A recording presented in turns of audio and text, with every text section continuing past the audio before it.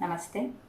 I am Dr. Ramya, consultant endocrinologist, Apollo Hospitals, Visakhapatnam. I am here on this day to say a few words on the occasion of World Diabetes Day, which turns on November 14th every year. The theme for World Diabetes Day 2022 is Access to Diabetes Education. Education to protect tomorrow. It's like globally there is a drastic increase in the prevalence of diabetes. There are about 200 million people living with diabetes, and 1 in 8 individuals approximately have diabetes. And I'm very sorry to say, like 1 in 2 individuals are not diagnosed to have diabetes yet, and diabetes itself contributes to 2.3 million deaths per year. And like India is called the diabetes capital because due to the exponential rise in the cases of diabetes. It is due to dietary pattern, lack of physical activity, and increase in the prevalence of obesity and overweight. It's approximately 77 million individuals are living with diabetes in India. So we need to be aware of diabetes. It's like exponentially rising. What are the preventive steps we can do to prevent the onset of diabetes? And once we are diagnosed to have diabetes, to prevent the progression of diabetes to the onset of complications. So the symptoms of diabetes are like polyuria, increased urination, polydipsia, excess drinking of water, polyphagia, like excess hunger and weight loss and tiredness. And mind you, not all the individuals with diabetes have these overt symptoms. Only individuals with high sugar have these symptoms.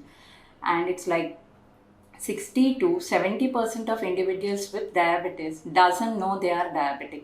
They are diagnosed during a routine health check, done annual health check, or they're hospitalized for some other reasons, or as before surgery, anything like that. So 60% doesn't know they have diabetes with these symptoms. And the American Diabetes Association says every individual with more than 45 need to be screened for diabetes, and then if they doesn't have diabetes, they should be screened every 3 years.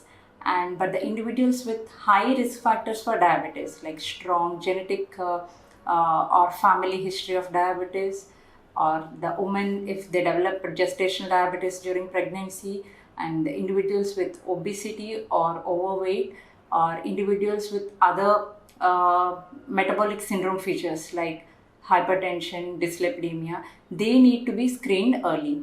So what is the advantage of screening? If we screen the individuals regularly, we could find the individuals with a borderline diabetes, which we call impaired glucose tolerance.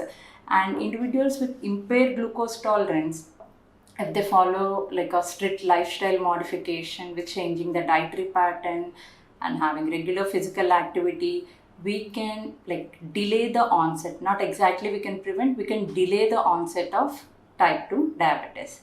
So it was every individual should know the symptoms of diabetes, and they should have a regular checkup done to identify the diabetes early.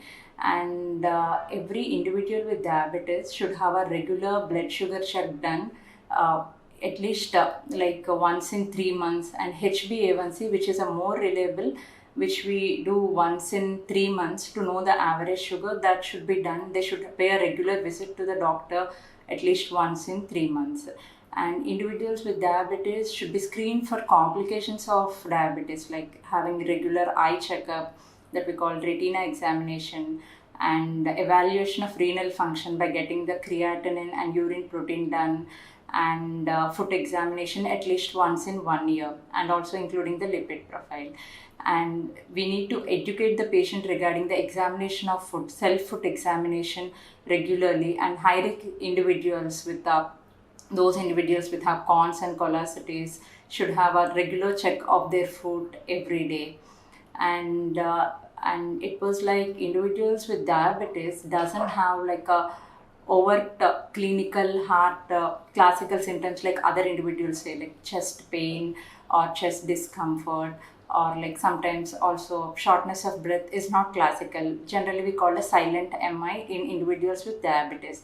So individuals with diabetes will have exertional dyspnea, that is if they walk for a while they have discomfort or something that need to be noted. So individuals with chronic diabetes and high risk individuals should have a regular cardiac screening.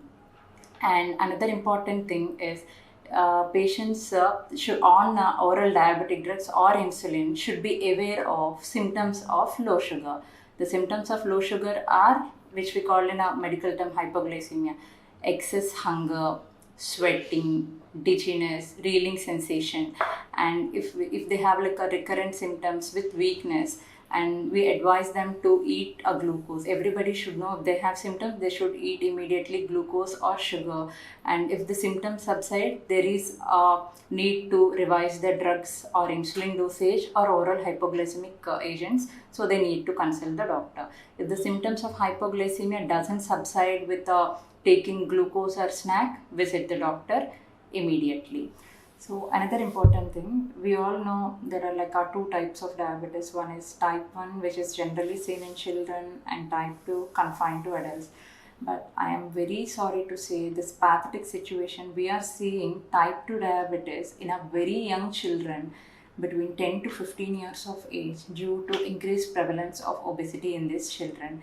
So the environment we are providing to the children made them like prone to diabetes, with like they are addicted to gadgets and lot of junk with zero physical activity. So we need to change ourselves and our environment for a better future of our children. So it's like type 1 diabetes, it's an autoimmune diabetes, we can't do anything to prevent it. So once like a child with type 1 diabetes, we just can only help them to educate them regarding the glycemic level, monitoring of blood sugar, adjusting the dose of insulin. But seeing a type 2 diabetes in young children, like it's like we need to educate our children to have like the importance of physical activity and importance of diabetes in high risk individuals. So like they're prone to diabetes at a very young age. And so let's all of us pledge ourselves to have a regular physical activity at least 20 minutes per day. It's not for diabetics, even those individuals without diabetics. Let's follow a healthy lifestyle with a regular physical activity of 20 minutes per day. And calorie restricted diet should have like less carbs, no canned food, no beverages, and more fruits, vegetables, whole grains, and high protein diet. And another important thing I want to say to individuals with diabetes, those who are on insulin, so all of you learn how to take insulin and how to store insulin, and also like how to operate the glucometer and how to adjust the dose depending upon the blood sugar levels.